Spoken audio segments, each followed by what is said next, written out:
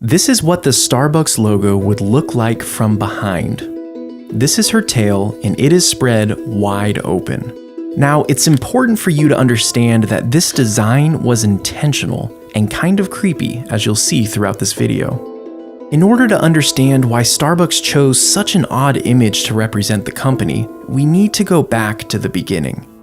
It was 1971, and the founders, inspired by Moby Dick, chose the name Starbucks. With Seattle being a port city and their coffee coming in on ships, they wanted their brand to be related to the sea. Next on their list was to find a logo. According to the company's website, while they were studying old marine books, a mysterious nautical figure called to them. They had discovered a 16th century depiction of a twin-tailed mermaid, later to be identified as a siren. And almost immediately, they knew they found their logo. You might assume that they chose the siren because it looked like a mermaid and lived in the sea, but there's actually a deeper and darker reason behind their decision. You see, the siren has its own history that's sort of troubling, and the original founders knew this. In Greek mythology, the siren was first interpreted as a bird with a woman's head. Later, they were pictured as a woman with wings and bird feet.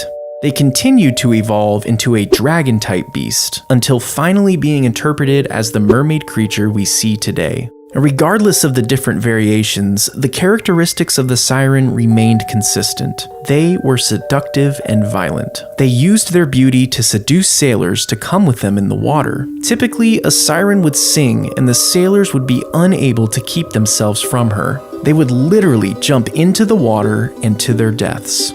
You might remember sirens from the tale of Odysseus, when he tied himself to a mast to avoid being drawn in by their beauty and singing.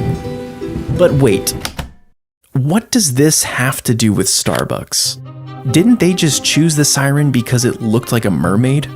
Well, look at the first logo. The siren's chest was bare, and her split tail was seductively spread wide open. This depiction was no accident. The owners expected people to see Starbucks, smell Starbucks, and desire Starbucks. Just like the sailors couldn't deny the seduction of the sirens, the founders of Starbucks wanted to make you unable to resist their coffee. And this isn't speculation.